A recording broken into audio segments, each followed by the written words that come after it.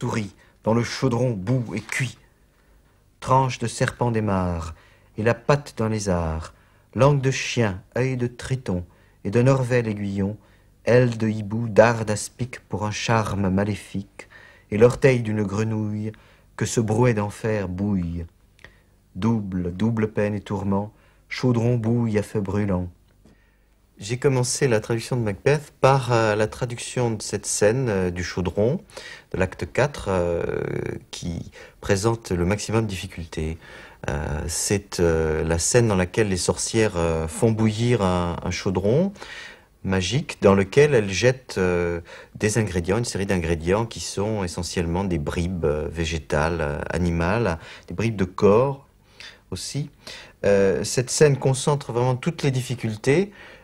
Parce que si on se donne comme programme non pas seulement de rendre compte du sens, mais d'essayer de reproduire un volume, un objet poétique, alors la difficulté est grande. Parce qu'il y a d'abord une contrainte rythmique, une donnée rythmique extrêmement frappante d'emblée, l'inversion du rythme habituel du pentamètre iambique qui est le vers que Shakespeare utilise le plus souvent.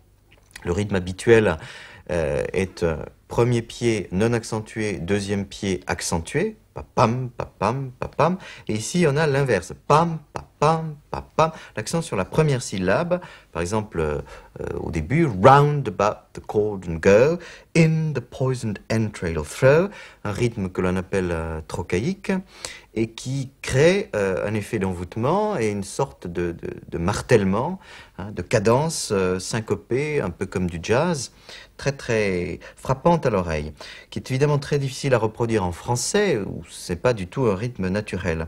On peut essayer de s'en approcher en supprimant les articles, par exemple. Mais il y a aussi une contrainte de la rime qui va d'ailleurs dans le même sens. Il y a 3 strophes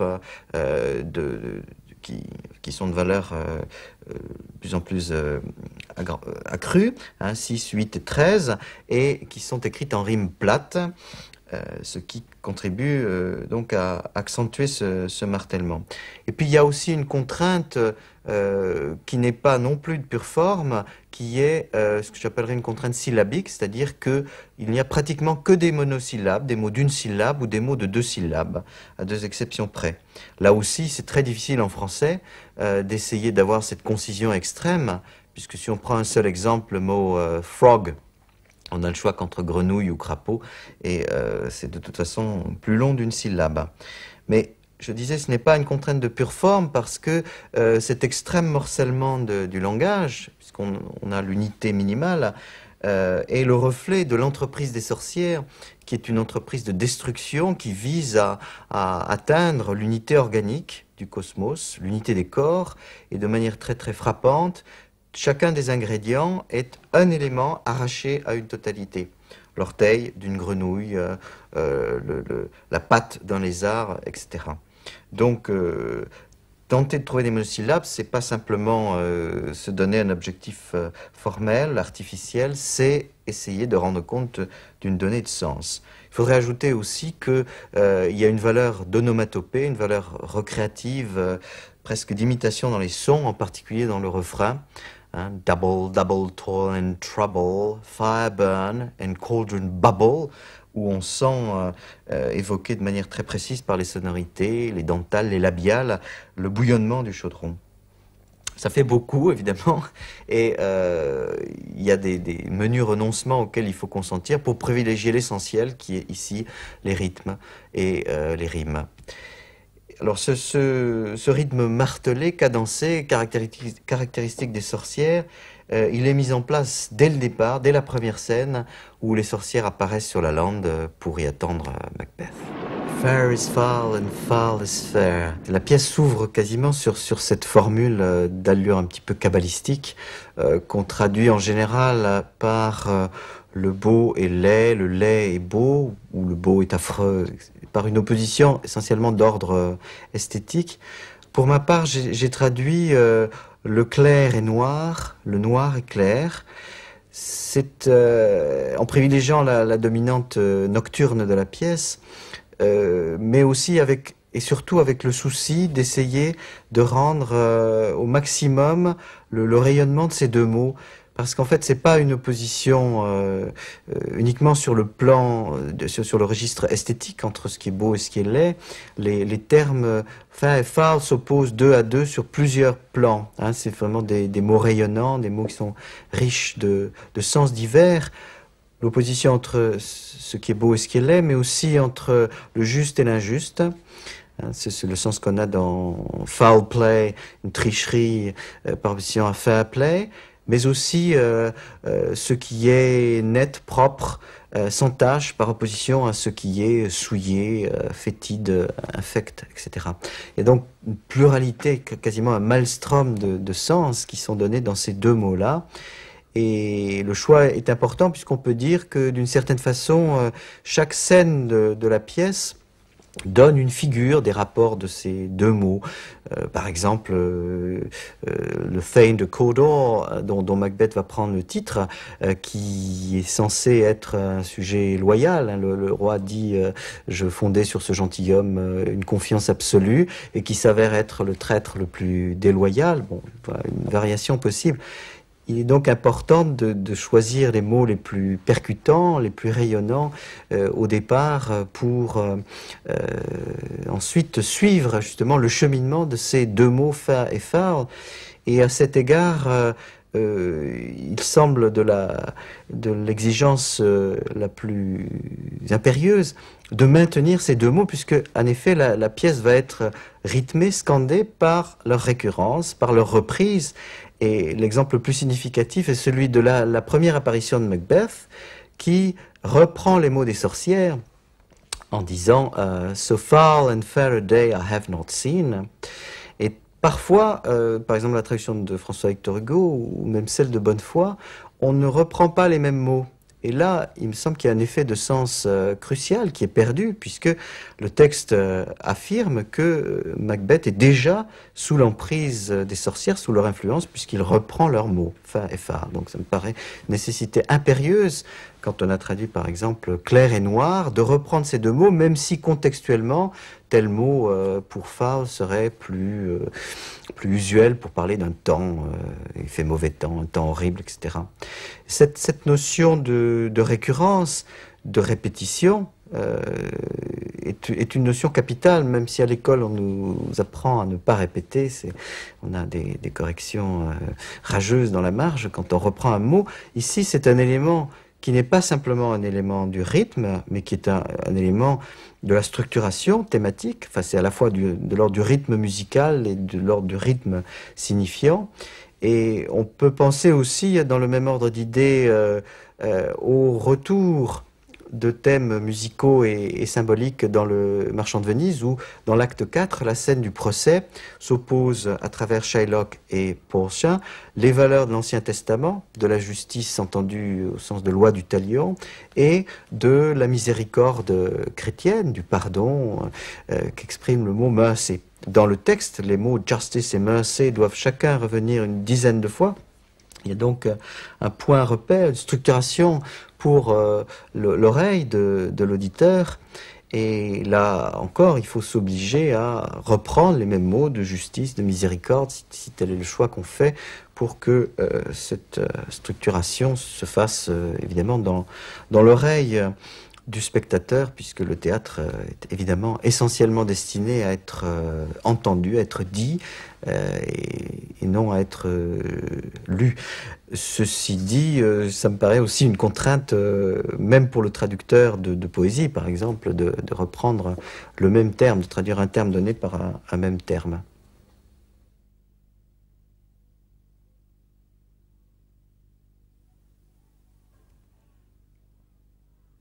Le clair est noir. Le noir est clair. Planant dans la brume et le mauvais air. Si c'est droit, faut que ça sonne quand même. C'est pas parce que c'est droit que ça sonne pas. Dans la brume et le mauvais. Hein? Que ce soit pas éteint. Planons dans la brume et le mauvais air. On y va? On y va? Le clair est noir. Le noir. Hein? On y va? Le clair est noir. Le noir est clair. Planons dans la brume et le mauvais air. Voilà, ça sonne. Clair, clair, air. Ça sonne, ça. Traduire, c'est choisir, et le choix qu'on peut être amené à faire n'est pas systématiquement celui de la préservation d'une donnée métrique. Dans les scènes des sorcières qu'on a vues, le maintien de ce martèlement, de cet envoûtement était premier. Mais à la question, faut-il traduire Shakespeare en vers, il faut, me semble-t-il, apporter une réponse nuancée en vers, rimés, nombrés de manière précise lorsque, par exemple, on a affaire à des chansons, à des comptines noires comme pour les sorcières, ou bien à les aphorismes du fou dans le Roi Lear.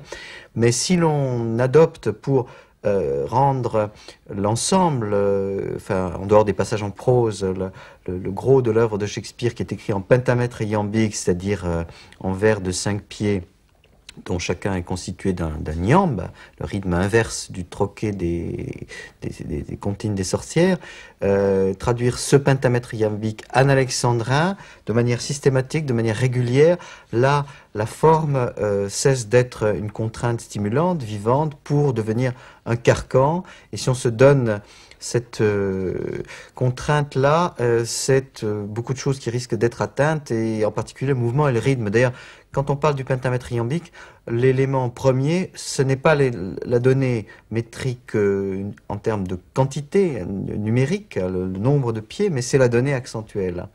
Et le schéma donné, papam, papam, papam, papam, n'est évidemment pas produit et reproduit de manière monotone, schématique par Shakespeare. Et l'important, c'est de garder le mouvement.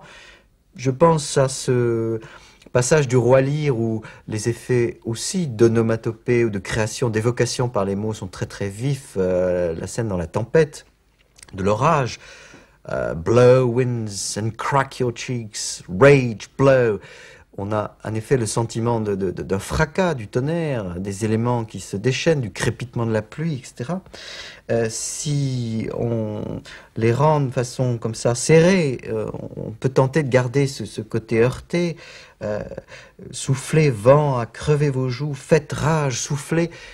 D'ailleurs, les mots sont sans doute moins évocateurs qu'en anglais, mais si on prend, comme par exemple une traduction récente le fait, l'obligation d'écrire des alexandrins, inévitablement, il y a un balancement qui se crée, qui émousse l'aspérité, émousse les pointes du texte. Hein, j'en cite 2 ou 3 vers. Soufflez, ragez au vent. Soufflez, ragez au vent, à vous rompre les joues, crachez vos ouragans, ouvrez vos cataractes. Bon, il y a un choix, et celui de la métrique peut s'avérer meurtrier. Le tout est de savoir dans chaque passage ce qui est premier. Et de toute façon, on choisit, donc on privilégie certains éléments, on en laisse d'autres dans l'ombre. Inévitablement, il y a toujours un élément d'accentuation dans la traduction.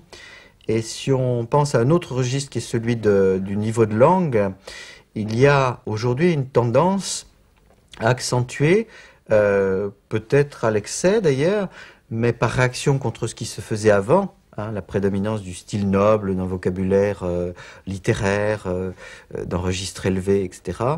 Et parfois, donc, dans certaines couches verbales ayant trait à la sexualité, une édulcoration maximum, dans des traductions anciennes, il y a aujourd'hui le souci d'une concrétude, enfin d'un texte plus concret, et donc s'il y a des allusions sexuelles d'un texte plus cru, hein, d'un texte plus direct, et donc d'un vocabulaire plus net, plus direct. Je pense par exemple à la scène du portier dans Macbeth, qui évoque de manière tout à fait drôle les bienfaits et les méfaits de l'alcool sur l'érection masculine. Il y est dit que le boire est le jésuite de la lubricité. Ça la fait, ça la défait, ça la dresse et ça la débande.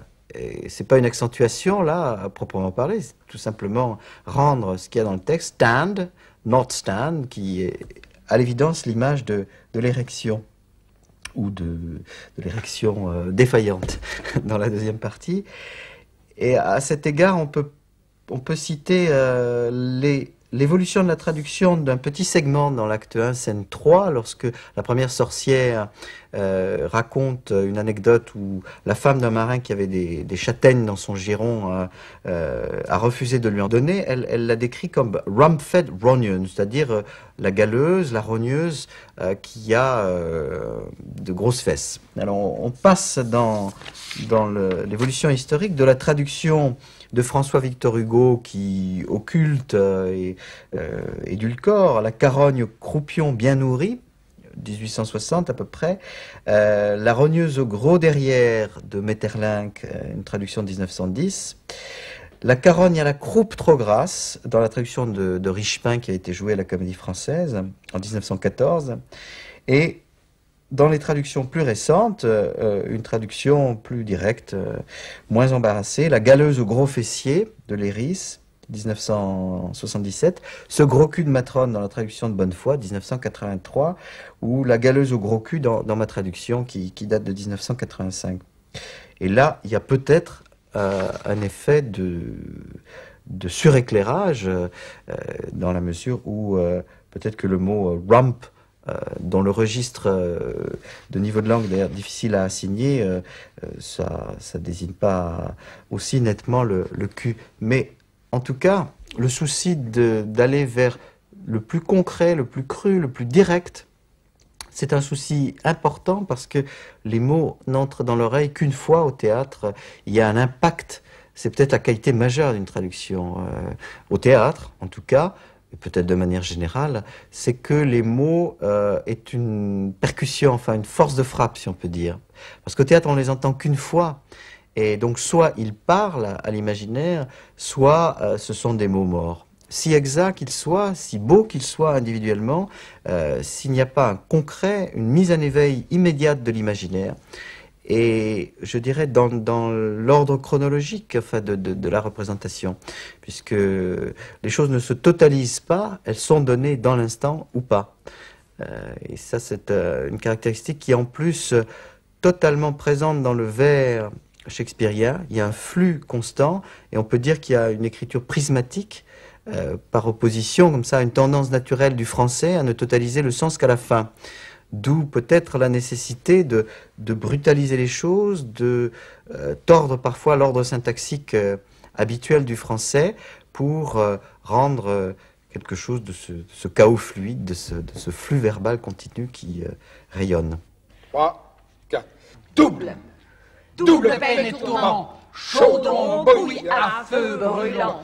Duvet de chauve-souris dans le chaudron bout et cuit. Tranche de serpent d'émar et la patte d'un lézard. Langue de chien, Œil de triton et d'un orvet l'aiguillon. aile de hibou, Dard d'aspic pour un charme maléfique.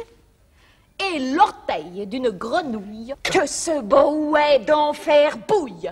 Double, double peine et tourment, chaudron bouilli à feu brûlant. Attention, le deuxième double, il doit être dans l'attaque.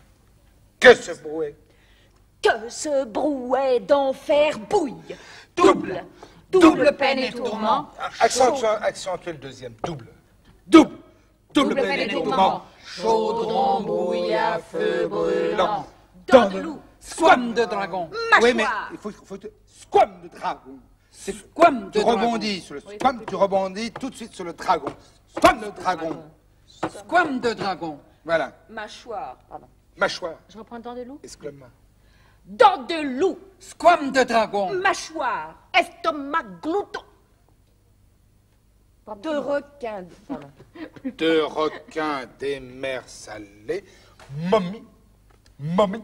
Momie. Momie. C'est que les mots, il faut leur donner la meilleure façon de leur donner leur sens, c'est les extraire de leur sens, justement, les faire musicalement dans leur phonème, restituer les phonèmes, leur musicalité.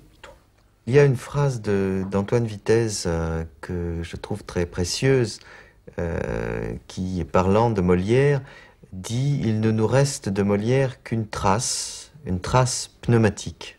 Pneumatique du grec pneuma, le souffle.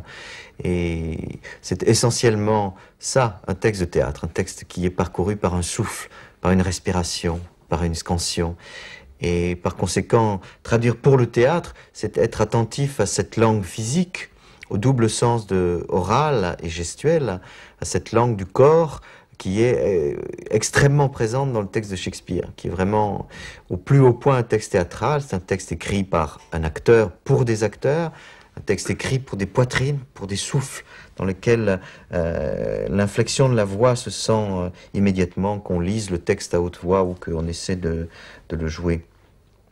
C'est d'abord donc une langue orale, une langue qui se parle, si écrite qu'elle soit, une langue nerveuse, fluide, vive, un instrument de jeu vigoureux dans lequel il y a une tension de l'élocution, une énergie de la diction qu'il faut essayer de préserver ou de recréer quand on traduit, par exemple, en français, qui est a priori une langue moins musclée, moins nerveuse, et qu'il faut donc essayer de rendre plus vigoureuse, plus concise, lorsqu'on traduit un texte de théâtre. Prenons un seul exemple, lorsque Hamlet, en réponse à une réplique de Gertrude, dénonce les semblants, les faux semblants, et dit « Seems, madam, nay, it is, I know not seems ». Il me semble que du point de vue oral, la traduction qu'on propose André Gide, qui est apparence, madame, et non réalité, qu'ai-je à faire avec le paraître, est plus nerveuse, plus porteuse de jeu que la traduction d'Yves Bonnefoy, qui me semble, au nom qui est, je ne sais pas ce que sembler signifie. Donc, traduire pour le théâtre, ou plus exactement, plus précisément, traduire un texte de théâtre, c'est être d'abord attentif à la présence de la voix, et essayer de donner une langue orale. C'est aussi essayer de donner une langue gestuelle au sens où Brecht parle de gestus, de gestus. Quand il parle d'une langue gestuelle, il entend par là une langue qui indique de manière précise quelles attitudes physiques la personne qui parle adopte, quelle attitude elle a mentalement aussi par rapport à son discours, par rapport aux autres personnages interlocuteurs présents, et également par rapport à sa situation théâtrale. Et il donne un exemple, c'est un extrait de l'évangile de saint Matthieu, où on trouve la phrase « Arrache l'œil qui est pour toi un objet de scandale ». Et Brecht dit, cette phrase, arrache l'œil qui est pour toi un objet de scandale, est moins gestuelle que la phrase, si ton œil est pour toi un objet de scandale, arrache-le. On a deux gestus différenciés, la conjecture d'abord, et puis le conseil libérateur, arrache-le. Et on peut trouver des tas d'exemples de cet ordre dans Shakespeare, par exemple à la fin de la tirade de Richard II, qui se termine par « subjected thus », ainsi assujetti. « How can you say to me I am a king » Comment pouvez-vous me dire que je suis roi? Traduction littérale. Et de ce point de vue-là, par exemple, la traduction de Pierre Léris, « Qu'avez-vous à me dire, esclave comme je le suis, que je suis roi ?» est une traduction qui est, du point de vue analytique, beaucoup moins précise pour le comédien, parce qu'elle globalise deux gestus qui sont différenciés dans l'original. C'est une traduction très oratoire, on entend, mais pas très théâtrale. Donc une langue gestuelle, à ce sens-là, au sens de toutes les sollicitations musculaires, les esquisses corporelles qu'il y a dans le texte. Alors, ces deux notions-là, d'oralité, de gestualité, il ne faut évidemment pas les prendre de manière trop étroite, trop restrictive, trop mécanique, dans la mesure où, en particulier pour l'oralité, oralité ne veut pas dire fluidité, et beaucoup d'adaptations pour le théâtre avaient tendance à simplifier les périodes shakespeariennes. Et en particulier, c'est le problème des métaphores dont on sait qu'elles sont dans Shakespeare extrêmement nombreuses, elles se culbutent, elles se chevauchent. Et il faut malgré tout essayer de garder cette extrême richesse, cette extrême densité et ne pas diluer les métaphores pour faciliter en quelque sorte la mise en voix, la prise en charge vocale du texte. Dans Hamlet, toujours, il y a l'image « the fruitful river in the eye », littéralement, la rivière fertile dans l'œil. Et je crois qu'il faut essayer de garder ce caractère brut, baroque de la métaphore, plutôt que des explications comme les pleurs intarissables. Et la traduction théâtrale, là aussi par rapport à la gestualité, c'est une traduction qui appelle la mise en jeu du corps, mais pas nécessairement, bien sûr, une traduction qui dicte un geste précis. C'est une traduction ouverte, hein, qui du mot au geste, ouvre vers le jeu du comédien et ne prétend pas saturer toute l'information dans le texte uniquement.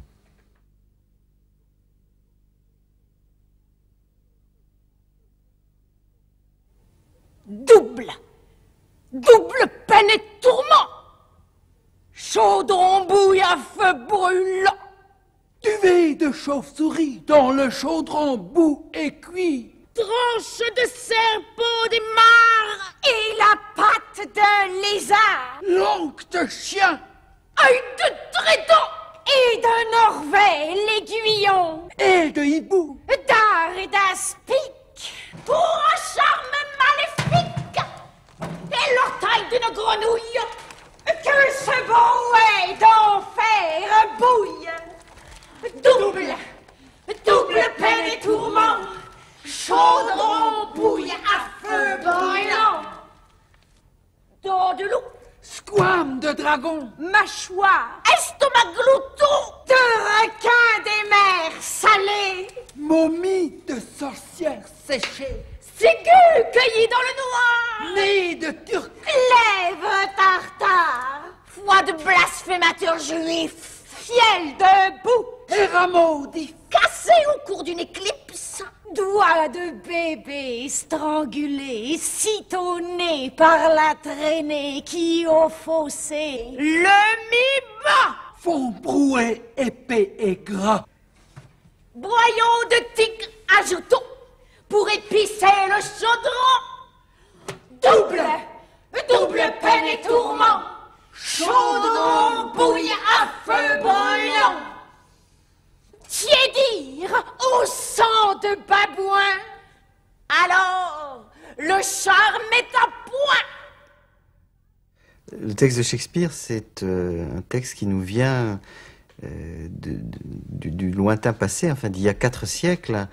Et je me souviens qu'il y a quelques années, j'étais pris d'une inquiétude fondamentale en me disant, finalement, dans cette tentative de traduction contemporaine, de recherche d'immédiateté, en plus avec le public, est-ce qu'on ne perd pas une dimension absolument essentielle qui est l'inscription du texte dans sa langue, hein, l'être d'un texte est dans sa langue, mais dans sa langue historiquement située, c'est-à-dire donc d'un texte qui véhicule un certain nombre d'usages anciens, d'archaïsmes, en tout cas, bon, c'est bien évidemment pas de l'anglais contemporain. Ce qui se relie à la problématique de la fidélité. On connaît l'adage italien « traduttore traditor », la traduction comme trahison, qui sans doute renvoie à plusieurs choses, c'est-à-dire l'inévitable déperdition de la traduction, mais peut-être aussi l'inachèvement constitutif de la traduction même, hein, la défaillance propre, puisqu'on ne peut pas tout saisir ensemble. On parlait tout à l'heure de ça, de cette nécessité de choix. Et donc, est-ce qu'il ne faudrait pas traduire Shakespeare dans une langue qui serait un français du XVIe siècle, un français fictif, fin XVIe, début XVIIe. Et ce qui est intéressant quand on réfléchit à cette alternative, c'est que il y a 2 fidélités possibles qui sont deux trahisons possibles. C'est-à-dire soit on essaie d'être fidèle à la langue, à une langue ancienne, avec par parenthèse un danger de chercher, de fabriquer plutôt un objet de pastiche, une curiosité littéraire plutôt qu'un texte vivant, mais soit on essaie d'être fidèle à l'inscription historique du texte dans sa langue, donc à essayer de traduire en s'aidant d'Agrippa de Bigné, enfin de Garnier, même si on sait que c'est pas du tout la même écriture dramatique, mais une langue ancienne, une langue archaïque. On pense par exemple aux tentatives qui ont été faites de Pézard, par Pézard, de traduire Dante dans un français qui est du XIVe, d'ailleurs qui est même antérieur à l'époque de Dante, dans une langue archaïque. Est-ce que ce n'est pas perdre le contact, une autre fidélité, c'est-à-dire la fidélité entre le texte et son récepteur, puisque à l'époque de Shakespeare, il y avait une contemporanéité, même si c'est un texte difficile, c'est peut-être d'ailleurs ça la difficulté majeure, c'est une difficulté de la pensée, d'une pensée concise, elliptique, plus qu'une difficulté de langue, bien qu'elle soit très très présente, mais essayer de traduire dans une langue archaïque, cette volonté archaïsante, est-ce qu'elle n'entraîne pas à une autre trahison qui est la perte de communication directe entre le texte et son public? Et alors à l'inverse, traduire dans une langue moderne, disons, sans actualisation factice, mais dans une langue immédiatement compréhensible, c'est privilégier la fidélité au public, au récepteur du message, et trahir cette inscription historique de la langue qui est indéniable.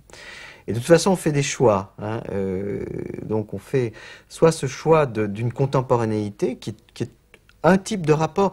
Je crois que d'ailleurs c'est plus intéressant de penser la traduction en termes de rapport plutôt qu'en termes de transport. Parce que finalement, c'est pour ça que c'est une trahison, c'est que dans le transport, il y a toujours des choses on perd des objets. La cargaison, la traduction, c'est pas une cargaison bien définie qu'on amène de la rive A à la rive B, enfin d'un continent à un autre en traversant la Manche. C'est plutôt un rapport qu'on crée, qu'on institue, je dirais même qu'on met en scène. C'est pour ça qu'il y a un parallélisme assez frappant entre la mise en scène et la traduction. C'est le rapport que l'on institue, par exemple. Choisir une traduction archaïsante, c'est mettre en scène l'archaïcité du texte, l'ancienneté du texte. Et par rapport à ce qui a été fait, on peut dire que choisir ça, c'est occulter d'autres dimensions, par exemple la communication immédiate d'un sens. Et c'est toujours un choix, une interprétation, il n'y a jamais de traduction définitive, ce qui est peut-être tout à fait irritant. Mais bon, je me souviens d'une chose qui m'a frappé quand j'ai dit à ma marchande de journaux que je traduisais Shakespeare. Elle m'a dit mais c'est déjà traduit. Et alors effectivement c'est déjà traduit, mais on peut toujours retraduire de la même manière qu'on peut toujours mettre en scène ou interpréter telle ou telle symphonie de Beethoven dans une interprétation nouvelle qui est contingente, qui est précaire, qui est éphémère, parce qu'il ne s'agit jamais de capter l'essence, mais d'interpréter, de donner un corps, de mettre en scène un objet, et surtout d'instituer un rapport vivant, parce que la traduction vieillit, on le sait, il y a quelques grandes traductions qui restent des objets littéraires forts, les traductions de la Bible en particulier, mais foncièrement et inévitablement les traductions vieillissent. C'est pas qu'elle soit mauvaise, c'est que la langue des traductions vieillit parce qu'elle est justement constamment réactualisée, réincarnée, et que c'est bien ça l'objet, réinstituer un rapport vivant. C'est pour ça qu'on refait des traductions. C'est pas forcément que les anciennes sont mauvaises, c'est aussi parfois que l'exigence qu'on a vis-à-vis de la traduction change historiquement, la pensée de la traduction change, mais foncièrement l'enjeu est toujours le même, recréer, rétablir un rapport vivant entre ce texte et nous, qui n'est pas un rapport de vérité, qui est un rapport d'interprétation, de prise, de dialogue avec les grandes œuvres.